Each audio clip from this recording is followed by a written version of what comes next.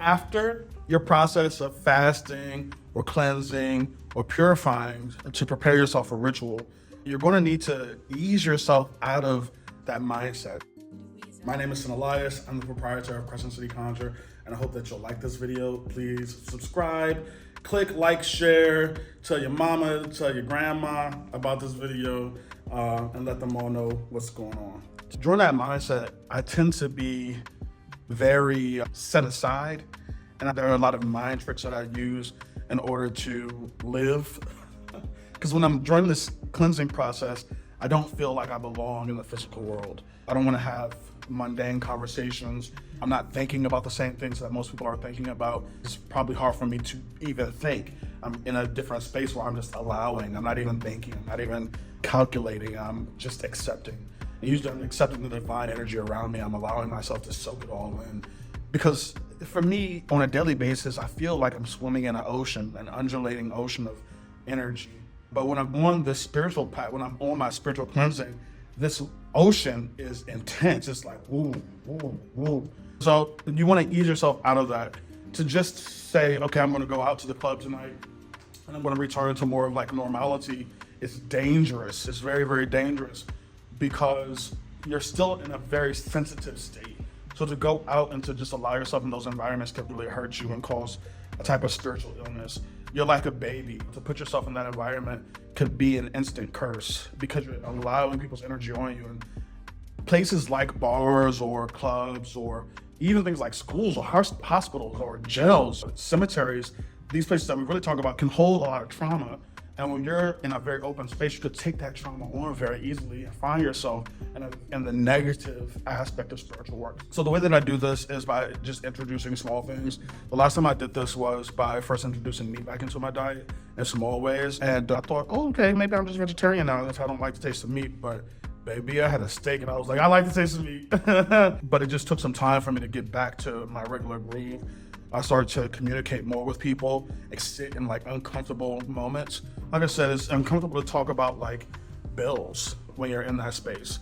You sit in the moment, you talk about the mundane, and you're like, oh God, I can't wait for this conversation to be over. But eventually you're like, oh, okay, I can empathize with that individual. I'm plugged back into the physical world. I'm plugged back into the energy exchange of human beings, the energy exchange of the mundane world. You start doing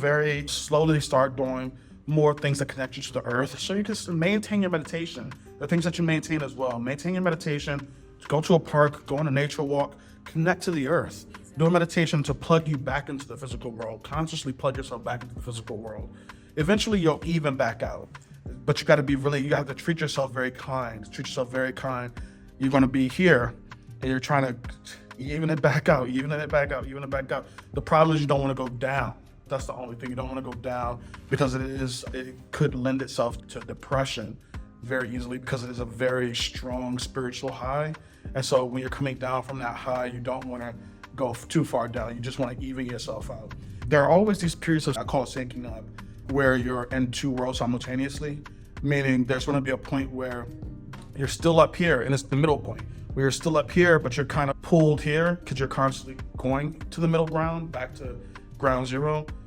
But it's not like you're at ground zero. You're still in both places simultaneously. It's very uncomfortable. But you just sit with it for me, it lasts for about a week. That really uncomfortable space of, I don't know what's happening. That space of confusion where you're processing both the spiritual and the physical information simultaneously, and they cross lines. Someone comes in and you can tell that they're in a very deep space. They just had an argument or they're fighting with someone. And they tell them, I'm fine. And you're like, how do I respond to what I am feeling, or do I respond to what they're saying? But you just stick with it, and I found that in those moments, I tend to be a lot more quiet because I'm processing what people are trying to tell me. If I feel that someone is not doing too hot, and I'm seeing it all around them, but they're telling me that they're doing fine, and I don't need to respond. I can just listen, and I can know that that's what they want me to know. They're doing fine, and I can trust that that's what they're ready to tell me right now. It doesn't matter what I'm feeling, if it's correct or incorrect. That's what they wanted to tell me right now, and I need to respect that. So there's this different kind of relationship that I have to, and I like it because it makes me very honest. It's another level of empathy. You don't really know what someone's going through or why. They don't want to tell you what's happening. And just because you ask doesn't mean you're entitled to an answer. As the person wants to share what they want to share right now, so you can choose to be empathic and show them love and care at another level of sensitivity, even if they didn't ask you.